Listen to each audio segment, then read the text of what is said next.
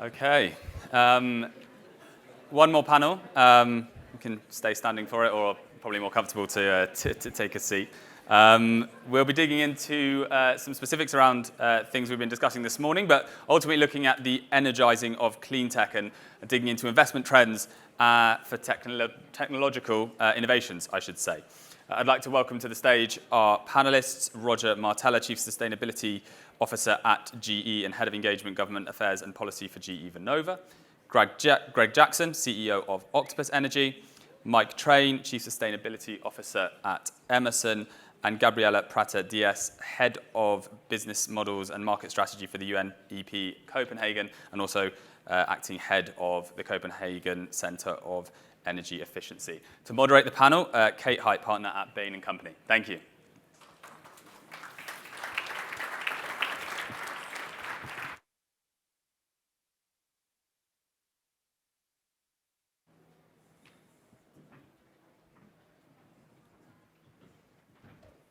Hey, everybody. Go ahead. After you, please. I think we're the last before lunch, so thanks for sticking with us. I'm Kate Height, partner with Bain & Company. Super pleased to be here with you all today and with this really cool group of panelists to talk about clean energy technology. Clean tech is a big topic of conversation. There is a lot of excitement about investment in it. There is a lot of skepticism on whether it can actually solve the world's problems. So today we brought together an esteemed group of panelists who really cross industries to talk a little bit about where they're seeing the investment trends being now, and really how we're going to be moving forward in the clean tech arena. So today we'll start a bit with sort of mapping today's landscape, what we're seeing, the kinds of trends, the kinds of barriers. We'll move into how we really think about scaling investment, and then we'll conclude with thinking about the future of clean tech and what are some of the investment trends to take an eye on moving into the future. And we will, of course, reserve about 5 to 10 minutes of questions at the end. So throughout today's discussion, please be thinking about some questions that you'd like to bring to our panel today and get some additional good intel from them. So first, I'm going to ask each of you to introduce yourselves. Tell me a little bit about who you are, where you're from, and then if you can, use one word to describe what comes to mind when you hear the phrase clean tech. Start with you, Gabriela. Okay, so good morning, everybody. My name is Gabriela Prata-Diaz. I work in Copenhagen at the UNEP Copenhagen Climate Center. I'm originally from Portugal. And most of my work, or the time I dedicate in my professional life, is to energy efficiency and market development, business models, especially focusing on developing countries and emerging economies. Great, and what's your one word? Oh, one word, energy efficiency, which is 2 words. Just 2, but I'll give you a pass. You, Greg? Hi, I'm Greg Jackson. I'm the founder of Octopus Energy Group. We are, I think, the second largest energy company in the UK, but we're only 7 years old. And really, we started building our business on the thesis that we can create a better proposition for consumers through renewables. We now operate in 15 countries, and the founders came from a technology background. We built the platform Kraken, which increasingly is an operating system that enables much more rapid, cheaper decarbonization of energy companies, and is licensed to some of the largest ones in Europe, Australia, and Japan. My one word for clean tech is upgrade. Thank you. All right, Roger. Okay, thank you very much. Hi, I'm Roger Martella with General Electric. I think you may know General Electric is a conglomerate right now of 2 companies. An aerospace company that's responsible for about 3 out of every 4 airplanes that take off with the engines, and an energy company called GE Vernova that helps produce 1/3 of the world's energy in 170 countries with a very diversified portfolio of technology and innovation. So I lead sustainability, government affairs, and engagement, particularly on the energy side. And I think my word would be optimism, probably. Thanks, Roger. Great. Good morning, everybody. My name is Mike Train. I'm the Chief Sustainability Officer for Emerson. We are an automation and digitalization company. We span across all variety of industries, touching pretty much every element in the clean tech space right now, just in terms of what's going on. My one word, I think, is optimistic. I feel positive that we have some great capabilities in clean tech now. We're starting to see scaling take place, and I think with time we're going to be able to push forward here. Wonderful. Thank you all. We're going to upgrade our optimism with energy efficiency on this panel today. That's great. So let's talk a little bit about the sea change and the energy transition landscape that we've seen over the past decade. And focusing really in on the past probably 3 years, let's maybe start with you, Gabriella. How have you seen technology development really unfurling in the energy transition landscape? And is your perspective that clean technology development is driving the transition, or rather is the transition driving development, or is it both? Well, that's $1 million question. But actually, I think technology development is actually one of the big drivers, and it's fundamental to the energy transition. But I would say the flip side of that would be policy. I would say probably technology, what we have already today is already very significant, and most of the solutions that we need to achieve the Paris Agreement are already there. And if we think just on energy efficiency, the IEA says that about 40% of the emissions reductions that we need could be done and be ready, immediately put in place if the appropriate policies are there. So we have the technologies, we need a policy. Of course, technologies drive much or evolve much faster than policy. Policy tends to drag on a bit, so we need a bit of a push there to improve the pace of policy implementation so that technologies can be actually made available on the ground. Okay, thanks. And Roger, I'd be interested in your perspective here on how you're really seeing technology accelerate, differentiate, and some of the conditions that are necessary to make sure that we're really breaking through some of these barriers that Gabriella cited. Well, thank you. I agree with Gabriella, and I think I would say, we're seeing a transformation right now. I think even as we sit here, in New York in June of 2023, this is a historic moment. It's a historic time. It's not even just the last 3 years. It's almost like the last 3 months or last 6 months. We're really, I guess you could say GE is kind of at the leading edge because we're the ones building the technology that others are going to install. We're taking the orders today for technology 2027, 2028. And we're just seeing this transformation of action after the kind of decades of a lot of talking, a lot of focus on action. And a couple things we're seeing drive that. One is this notion of partnership. I think the relationship between the government, the public sector, and the private sector has just fundamentally reinvented itself over the last 18 months, 24 months or so on. And increasingly, as the theme of this conversation is, if you think climate change is now going to be solved by innovation and technology, we understand the science, the policies coming together, the investments are coming. The government has a lot of interest in making sure that we're successful in innovating the technology. We have a lot of interest in partnering with the government to bring that together. So everything we do now is in partnership, and that's driving the spirit of action. I think the second thing we're seeing is this theme of electrification. While we're talking a lot about climate change and we want to solve for climate change, that's our end goal. Electrification is really here and now. Ukraine truly was a wake-up call. And it's what's, I think, in my mind, driving the near-term demand, the near-term orders, energy security, the need to prepare the grid to decarbonize other sectors, increased weather events like we're seeing in New York right now. Electrification is really the here and now, and I think that's okay because it gets us to the same place as decarbonization. It solves for climate change at the same time, but it's driving this theme of action with innovation and technology. And then I think the third thing we're seeing is just this global movement in this direction. And we heard about it a little bit on the past panel with COP28, but there's just been a fundamental shift in the way the world has looked at this, and that climate change and the Paris Agreement are no longer seen as competitive disadvantages. They're seen as competitive opportunities. If you look at the UAE, climate change, the energy transition, electrification, that's their next Silicon Valley. That's where they're investing. And it's no longer just building something in the US and shipping it to other places. Countries like the UAE want to be invested in supply chain and workforce development and training. So all of this, I think, is really accelerating. It's driving this historic era of action. That kind of goes back to my word of optimism. And creating this demand for the technologies and for the innovation that's increasingly getting locked in at this point.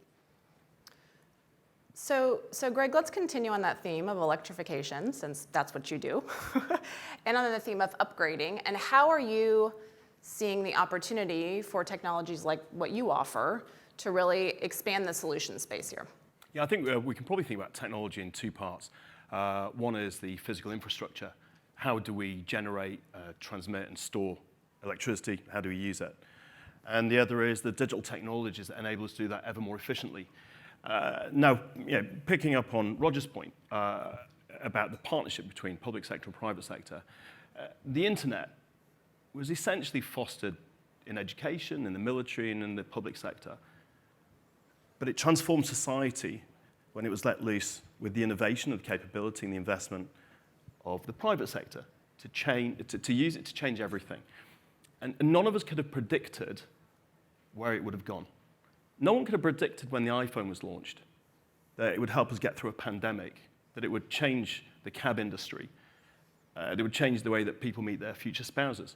And so I think in the same way as we're unleashing the power of both the electrification through infrastructure and the digitalization of energy, it's opening up new possibilities. And that's what I talked about as an upgrade. The first thing is the electric car. 9 out of 10 people who drive an electric car would never go back. It's just a better car, right? It's not some crazy, wacky eco-sustainability product. And yet we're only at the beginning of the electric car revolution. It's only going to get better. Heat pumps are incredible. They turn 1 kilowatt-hour of electricity into 3 kilowatt-hours of heat. Nothing else can come close to that. Now, of course, we need to change the digital infrastructure behind our grids and networks to make the most of this.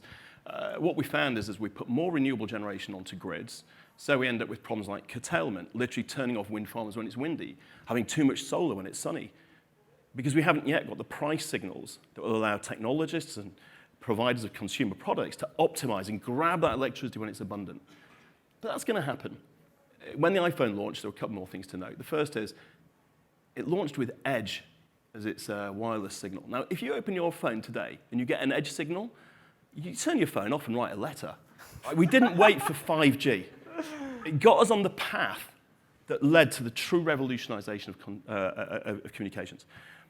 I think the second thing was that when they first launched, you couldn't get, even on Edge, you couldn't get a signal anywhere. I don't really, it was the same, certainly in most European countries. You turned on an iPhone and you couldn't get a signal because there just wasn't enough infrastructure.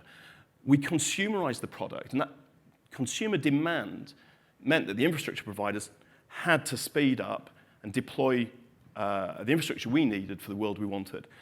And I think that's what's happening with electrification, with electric vehicles, with heat pumps. And so let me just give you one example. We now collaborate with house builders to build houses that will never get a utility bill, will never get an energy bill. They come with solar panels, heat pumps, a battery, and a smart hot water heater. They're optimized by Kraken.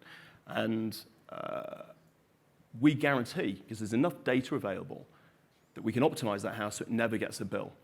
That means that the houses sell for a higher price and they sell faster.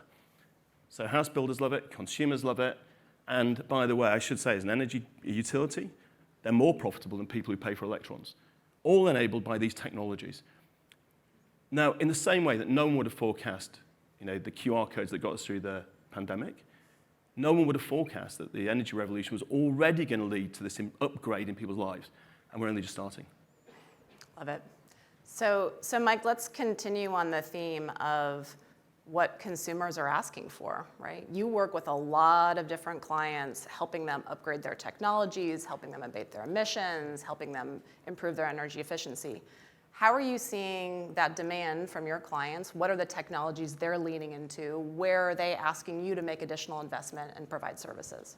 Yeah, I think, and you mentioned the 3-year time frame, which I think is a perfect time frame. It just felt like the world pivoted just about 3 years ago, and we kind of came back together for Glasgow, and then things have gone on since then.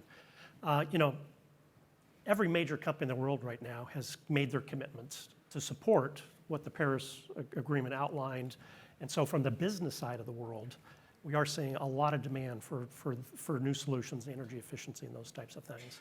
And I think energy efficiency, and maybe I know my friend over here is very interested in that, is the first thing that people have awoken to, the amount of waste we have in our system and the ways that we can go after this. And again, the sensing, the digitalization, being able to track these things, I think everybody has really doubled down lately. We're doing it in our personal lives, or even, carried my water bottle today. We're all making our little behavior changes. But in the industrial context, with the broad set of businesses that are active there, we're absolutely seeing those conversations. They want to have road mapping discussions about, okay, I want to do this, and then how do I do that, and what's they want to profile what their pathways are going to look like and how we can make those things happen. We're obviously seeing a lot of interest in the electrification aspects, maybe using electrification to create hydrogen. We're seeing that conversation play out. And I know, Roger, your team is probably already taking orders on that because of the long lead time. All kinds of projects going on in that space. So the molecule side of the world's interesting, the electron side of the world's interesting, and now the two sides of the world are combining, which is creating all of these interesting opportunities for the digital signals that Greg references and trying to come at that. So on the energy efficiency side, we try to bring a lot of add-on capability now for existing facilities. That's important. But we're also seeing the policy kind of shifting. We're seeing consortiums being formed, and we're seeing the first at scale, new clean tech investments starting to hit the market so that we can all learn from the proofs, and then we can adjust our roadmaps. And I think we're going to start to see the speed element kind of kick in of the round 2, the round 3, the round 4, which I'm sure is what your business model's been all about as well. So we will spend some time on policy because we simply can't avoid it in a conference that's on energy transition. Before we go there, I would love your thoughts on, obviously, a lot of optimism, a lot of new technologies being rolled out, a lot of demand for these technologies. Where are there still gaps? Where is there additional R&D that's needed, that we need to have government resources going into, we need to have private capital going into, to really develop some solutions that are going to scale in the near term? Maybe Roger, you can take a crack at this since you have been really working on a lot of these forward-looking technologies over at GE. Well, thank you. It's the most important question to ask. I would maybe give a technology answer and then an ecosystem answer if I could.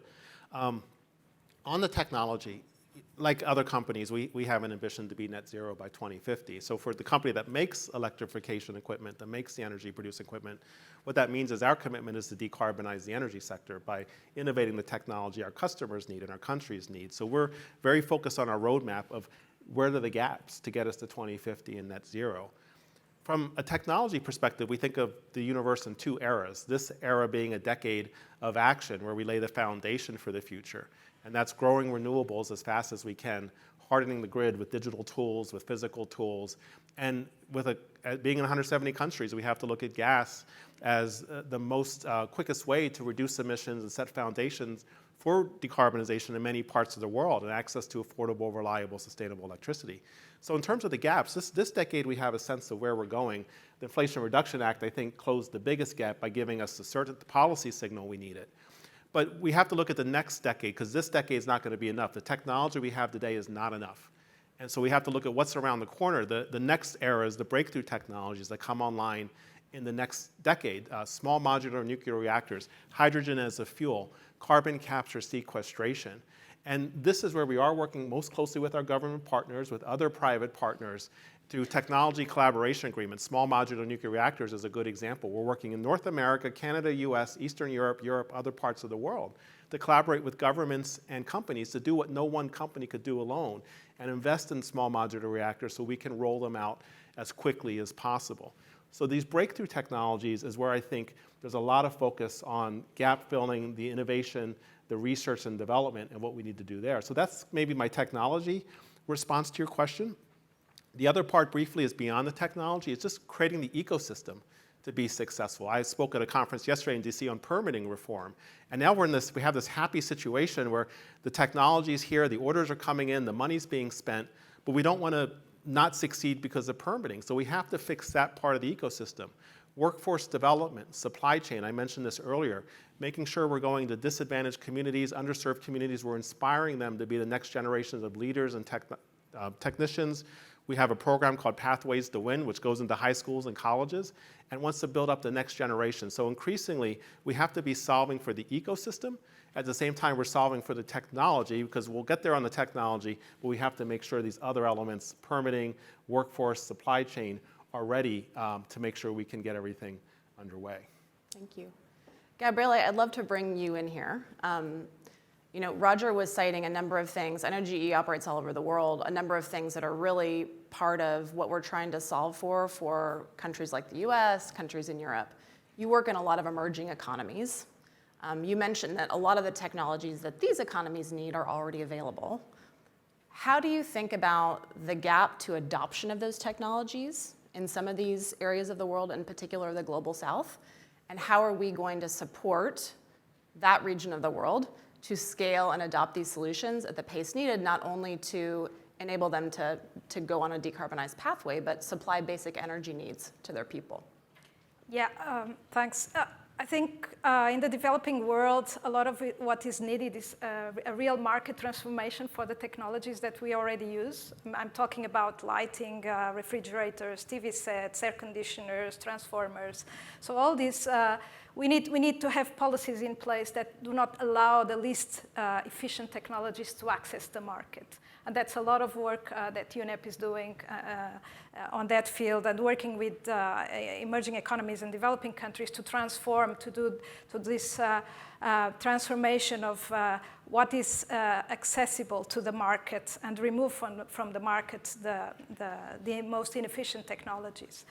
But then you also need to work with the governments on their institutional capacity that was also mentioned. So creating the conditions so that government departments have the qualified experts and skilled experts that could actually make it work and do the concrete market transformation on the ground. And then also another critical factor we think is around integrating the private sector, and what are the business models that could be put in place so that also the private sector could be involved. And there's a lot of new solutions in the market in terms of financing that could be achieved, and blended finance, energy service companies, all the work around servitization of energy. So in the end of the day, what we need is lighting, is cooling, is heating, it's mobility, and move to from one place to another. So actually, we need to get the conditions in place so that the private sector could also act on that space. And it's actually, sometimes it's incredible, but in some developing countries that is not even possible. So there's kind of a vacuum in terms of regulation that allows for these more diversified business models to be put in place. And that's how we try to help out these governments in the Global South to make it through. So really helping and supporting them to provide that policy certainty that we even heard from Mark Carney's remarks this morning, and it's been a continued theme today. Yeah. I also hear in what you're saying partnerships, right? Public sector, private sector working together.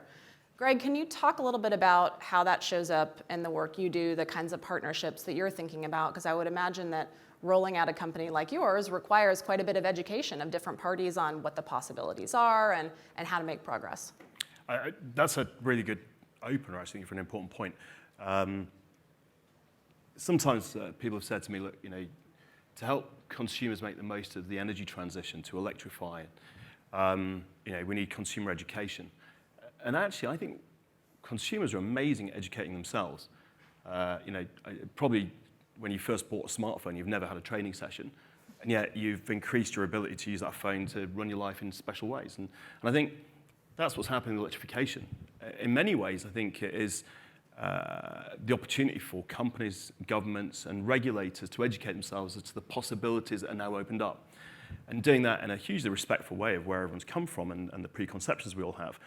But I think, for example, when we first started, I remember people said no one knows who their energy utility is. No one cares. They just want the lights to come on.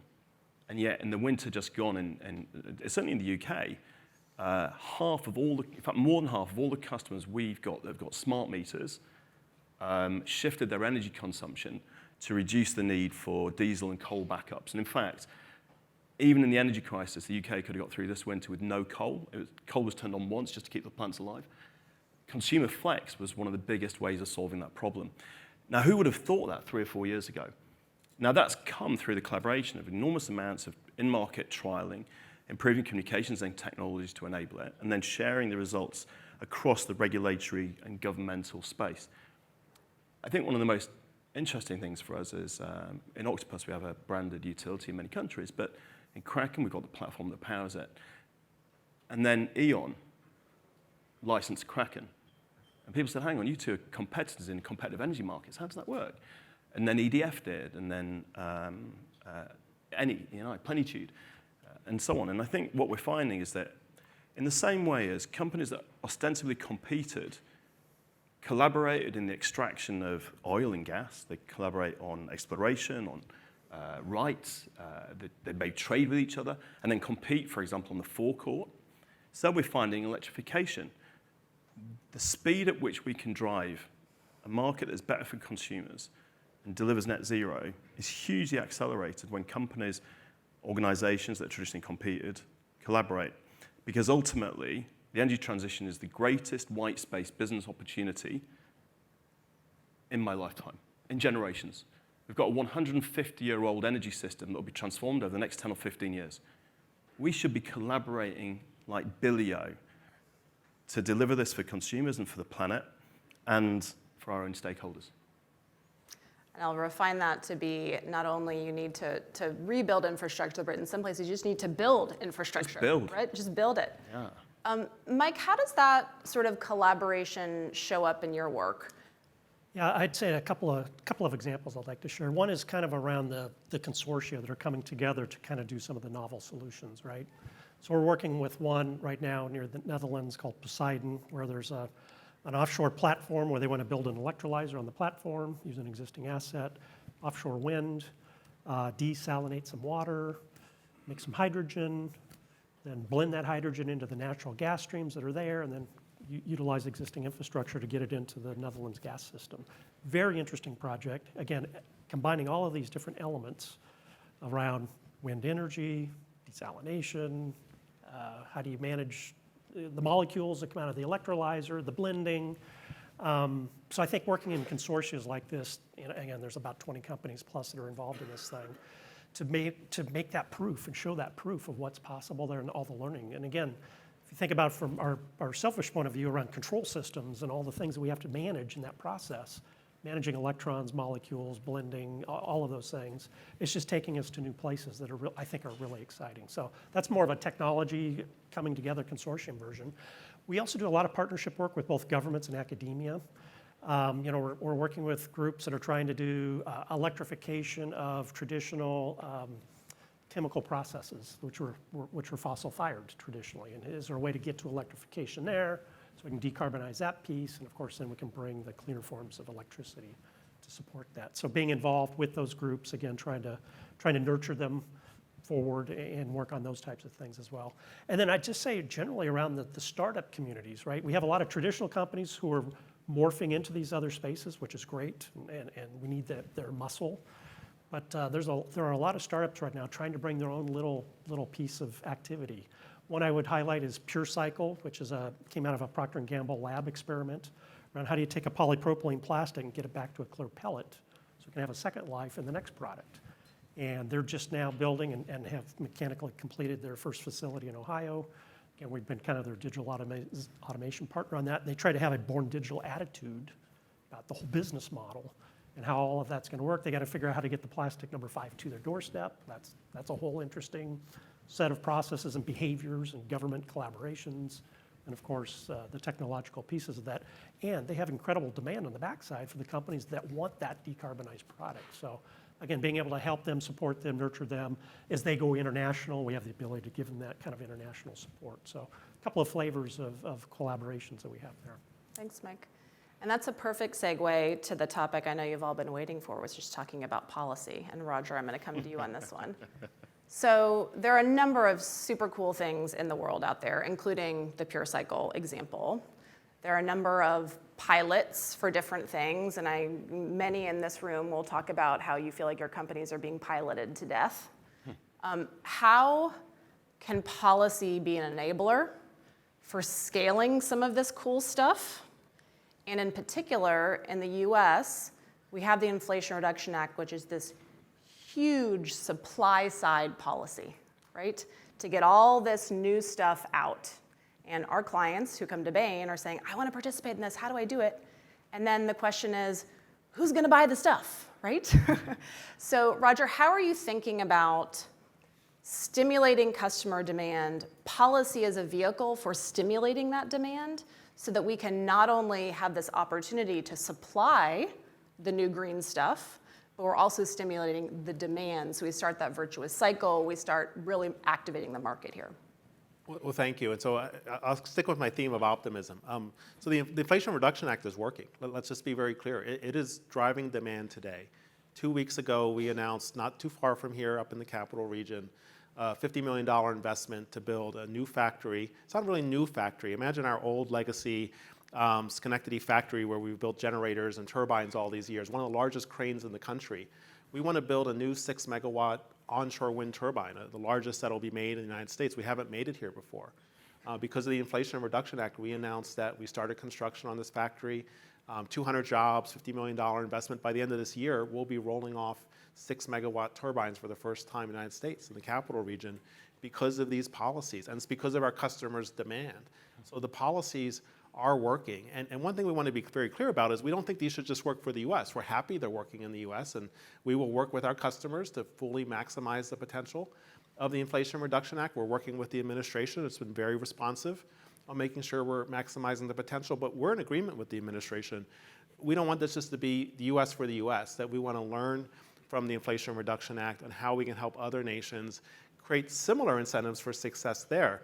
So I think what we like about the Inflation Reduction Act, and for those of you who haven't necessarily been in this space for decades like me, is we've tried so many different things from a policies perspective to make really wholesale approaches on climate change. They've typically been command and control, cap and trade, carbon price.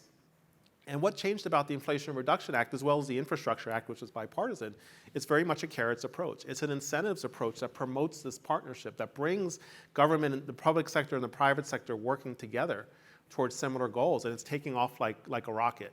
And so our lesson for other countries is we will build factories there too. We will train your workforces in these places. We want the world to be invested, but let's work together. It doesn't have to be tax credits necessarily. Let's work together on similar incentives-based approaches that allows you to benefit from that. So this has been really a game changer for us and for our customers. We're going to see onshore wind be in the lead as the quickest demand driver. We're already seeing the demand come up in onshore wind. Not only new turbines, but repowering existing turbines. So imagine an existing onshore wind farm where you have older turbines. You can now double the capacity of them, not have to re-permit them, get more energy out of them. So a lot of demand coming there. We're in the nascent days on offshore wind. This is super exciting for the East Coast of the United States, starting to build offshore wind turbines. As I sit here today, we are offloading for the first time in the United States offshore wind gigantic blades in the port of Bedford to provide for the Vineyard Wind project that's going to be shortly under construction. So that's a critical milestone. And then the other policies in the Inflation Reduction Act for nuclear, for hydropower, something we don't talk about as much, carbon capture, sequestration, and hydrogen, as well as the Infrastructure Act for promoting these breakthrough technologies and grid in particular. It just gives us this era of action, this transformation. And I think, again, it's not just for the US. We're already seeing this success here, thanks to the administration acting swiftly on these guidances that have to come out. But now we're focused with the State Department, with the White House. How can we share these lessons with the rest of the world and use this as a force multiplier? Thanks, Roger. So, Gabriella, how is this showing up for you? I mean, you sit in Europe, you're in Copenhagen. The Inflation Reduction Act happened in the US. Many of us in the US were quite surprised on vacation when it happened, right? And then Europe has this response of, oh, wow, this is just a giant industrial policy that the US is putting in place, and perhaps we should have a similar policy, right? And so we now see this sort of interesting kind of competitive, clean industrial revolution race to the top in some different geographies around the world.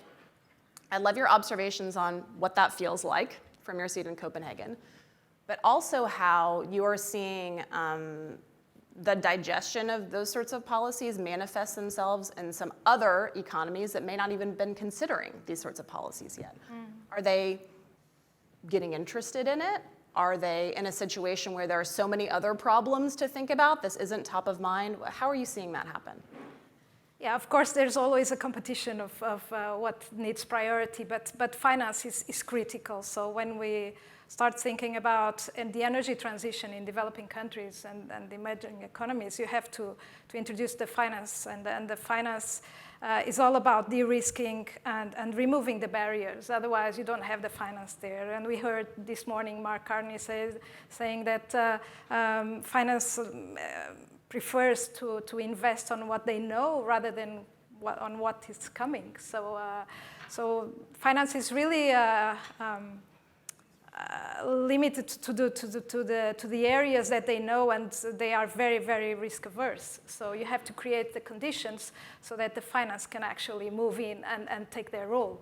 And that's what we are trying to work also with national governments and even local governments, creating the conditions so that finance can be easily accessible and play their part in this energy transition.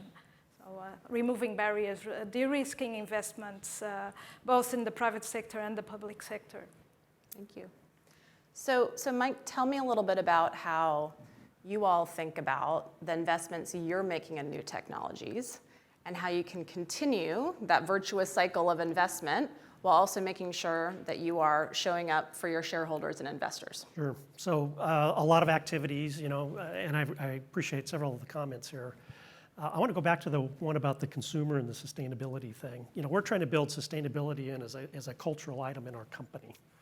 And a lot of people want to know on their micro scale, they're looking for how do I know what decisions to make around the sustainability. And we've been trying to really engage them through a process that they know how they make their contributions. And I appreciate Europe because when you go to the European side of the world, it seems to be already more embedded in the culture. But I think in the US now, I feel the activation. It's coming, and we're starting to see a lot of activity there. So on the technology needs side and the technology driving side, as we start to do the world's largest fill in the blank, world's largest carbon capture, the world's largest battery manufacturing, the world's largest hydrogen thing, we are testing the limits of conventional products that are available today. And so we're having to be very cooperative in the process if we're going to be able to have either the digitalization and software elements or the sensing and some of the valves and the other physical elements that have to manage these processes going forward. So we're being pushed to move forward and fast on those things.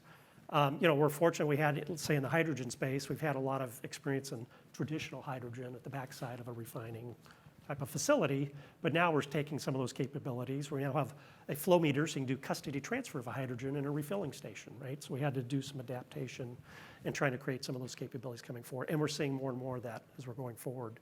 I think the whole lithium battery value chain is fascinating, right? The policy piece is driving regionalization of that activity, which is awesome. And both the regional mining and extraction, but also the processing, and then ultimately the manufacturing and the recovery of the battery at the end of life. And that's getting us into a lot of conversations where there's some never been solved fors that pop up in the discussion. And as engineers, I think we all collectively get together and go to work on that. And again, some of our friends in the academic side of the world that we're having the contacts with also have some contributions to make in that process. So I think that the drive is there. I agree with Roger's perspective. These next 6 to 10 years are kind of laid out. We have a lot of existing technologies being built at scale now that we'll deploy, and then we'll look forward to small modular reactors and some of the other things that will help. But I think anytime, and I think wind and solar have been perfect examples, the inflection curve, once we got there, the way those things have rocketed to the point now where we have idled assets that we got to free somehow with storage. I still think energy storage is the big thing that we got to solve. I go back to being optimistic about where we're at, what's happening, and the speed at which some of this is ultimately going to get deployed. So Gabriella, you made the point that investors like to invest in things that they know. Greg, as a company that is new to the space, right, and really breaking barriers and thinking about how you can consider things from a customer back lens, tell me a little bit about how you approach your investors on this, painting the picture of what the opportunity is, and sort of forging the path towards some of these new technologies that we will need to really unlock things, including energy storage. Yeah, so first of all, I'll tell you a little bit about the history of our company, right? The founders, we all worked in technology. We built platforms for large enterprises. Our biggest client was SAP. It was big enterprise stuff. And when we sold that business, we really saw the opportunity to build technology platforms to help transform energy, to reduce operating costs for energy companies, to help drive a digitalization that's needed for the energy transition. And when we spoke to energy companies, they actually said, this sounds great, but we need to see it work first. And so actually Octopus Energy, which today is a I don't know, $10-15 billion revenue business and growing massively, was actually just the demo client, right? Because in order to demonstrate that this stuff worked, in order to experiment with consumer response and with providing entirely new consumer solutions, we had to have a route to market, so we built it. And I think what happens is, I think there was discussion earlier about pilots, right? The challenge with a pilot is people know they're in a pilot. And if you say to people, how will you behave if? They don't know how they're going to. You have to do things for real. Now, of course, that's risky.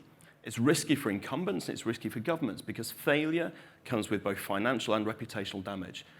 And so the discussion earlier about the opportunity for startups and for large enterprises, established enterprises, and governments to collaborate is part of the de-risking process to drive the innovation we need.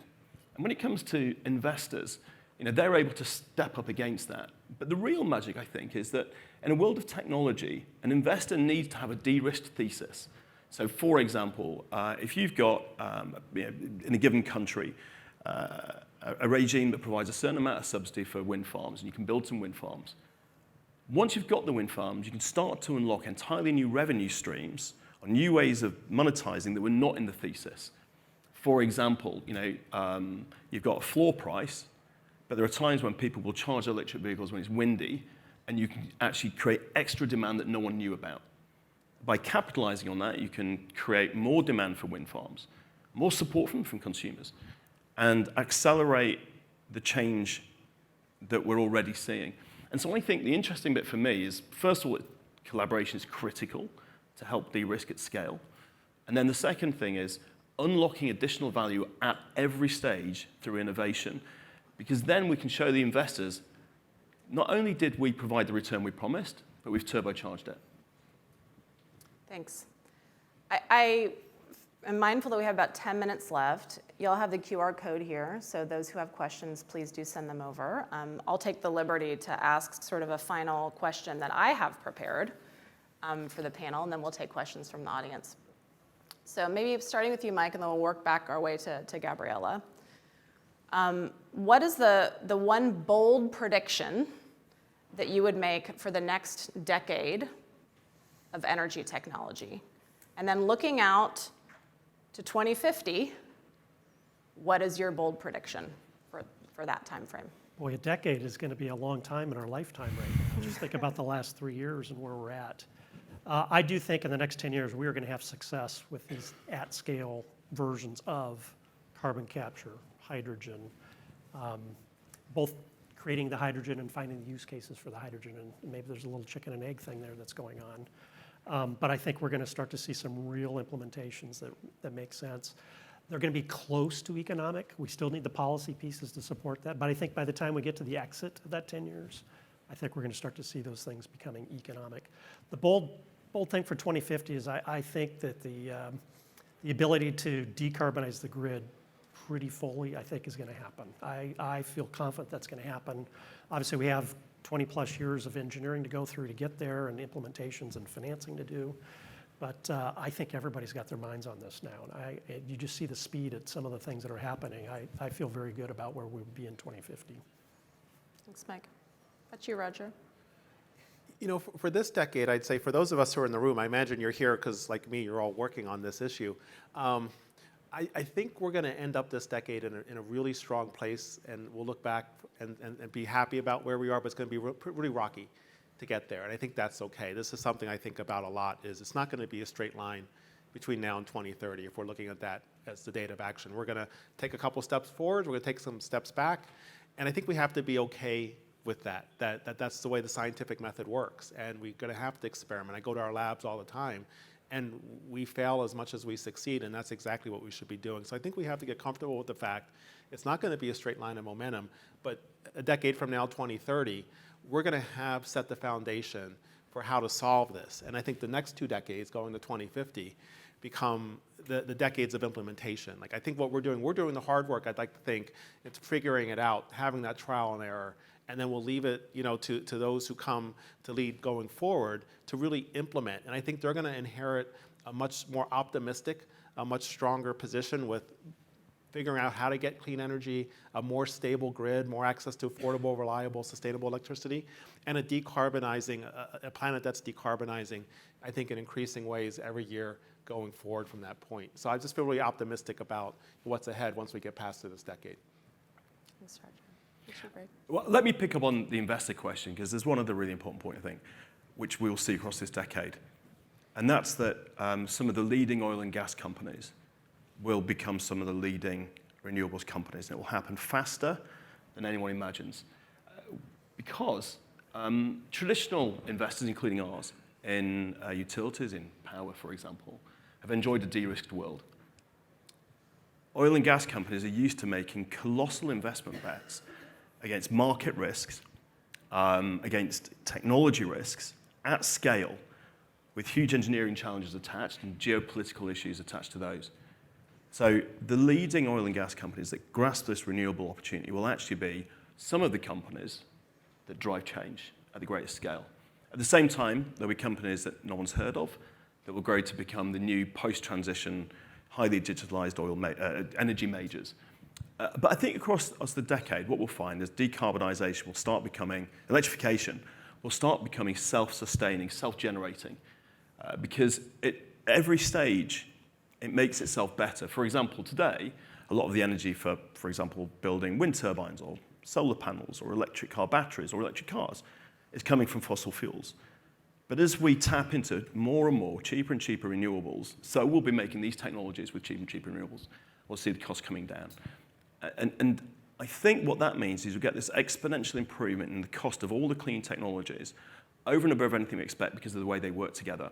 And cost and the demand from businesses and consumers for the cheapest energy will actually drive far more of the change than we expect. I think the 2050 prediction is just that wherever you think we can get to by 2050, we'll absolutely smash it. We'll be there by 2040 or sooner because of that acceleration. And let's not forget, I mean, I'm not from New York. Does it normally smell of smoke? I'm guessing not. Depends on what kind of smell. Yeah, exactly. That's true. London has that one as well. But the interesting is, like, so I imagine, like, New York smells of smoke at the moment, right? I got off the plane last night. Honestly, I was on the plane thinking the plane was on fire. I mean, as it coming to land. And then in the summer just gone, London, which doesn't normally experience a summer, had wildfires that literally burnt houses down on the edges of the city. And a couple of years ago, I was in Sydney, and the sky was grey, the sun's colour was inverted, and you had to brush the ash off your shoulders while you were outside. I think that the idea that weird weather is different than climate change will disappear as people experience more and more and more of it. Because if in the last 4 years I can name 3 global cities that have each experienced a surprising amount of visceral effect, you can't deny it. And I think that will only add to the economic and technology forces that are going to drive this change. Well, from my side, I totally agree with my fellow panelists. I'm still optimistic, although we have more and more of these events every odd week, probably, like forest fires, floods, extreme heat situations. So we really need to put speed on this energy transition. And I wouldn't diminish the importance of knowing of information, so knowing what exactly you're paying for in your energy bill, hoping that you move into a situation where you won't get an energy bill, as our Crank is experimenting. So yeah, that would be my optimistic view. Thank you. So we started today's panel with the sort of keywords you guys would use to talk about clean tech. We had energy efficiency, emphasis. We had optimism, and we had upgrade. So the final question today, I'm going to pull one that kind of touches on all 3 of these things and is a real possibility and thing that we talk to our clients a lot about, which is artificial intelligence. and the opportunity for AI to help accelerate some of the objectives that you all are going after. So I think, Greg, I might give you the final word on this one, since I'm sure that your company is deeply investigating this, and I want to thank all of the panelists for your contributions today. It's been a really fun discussion. So take it away, Greg. Look, I mean, first of all, the magic of the energy transition is the exact moment when we're changing how we generate electricity, we're changing how we consume it. With renewables, which happen to be intermittent, electric cars and heat pumps, which happen to be very shiftable. There's a lot more than that. But to maximize our ability to match the consumption and generation, we need to be able to not only forecast consumption, but to be able to shift it around. And so we already process, I think, 700 billion data items per year for one product, which optimizes the charging of 43,000 electric cars. Now that, by the way, if you imagine a typical smart meter has 10 or 20,000 data points a year, we're talking, for just one subset, almost 1 trillion points, and growing 20% month on month. That is the scale of data that we're now, as an industry, able to process to dramatically drive down the cost of energy in a renewable world. And we're just at the beginning. That's done entirely by machine learning. To give you an idea, we forecast every smart meter 2 years out at the 5, 15, or 30-minute level, depending on the market, and update that forecast 4 times a day, right? Just to give you an idea about what's happening. Now, in other AI news, within our Octopus Energy brand, we talk to maybe 50 to 100,000 customers a day. More than half of those conversations are by email. And we started using AI to answer emails in Japan in December, New Zealand in January, and we trialed it in the UK in February. By March, 1% of all our emails were being answered by AI. By April, it was 34%. By May, it was 44%. This month is more than half. And the AI-answered emails, AI has written the email. By the way, it looks across the systems. It looks at people's billing history, it looks at their payments, it looks at their consumption, it looks at the devices we know they've got before it writes the answer. It's not doing the easy stuff, it's doing the hard stuff. AI-written emails get an 85% customer satisfaction rating, and a human-written email gets 65%. I think that is the pace at which AI is changing everything from our ability to process the vast amounts of data for a cheap energy transition and to truly consumerize energy in a way that no one could have imagined. Thank you. And thank you for our excellent audience for the wonderful questions and for your attentiveness right before lunch. And thank you to our panelists. Please join me in thanking them.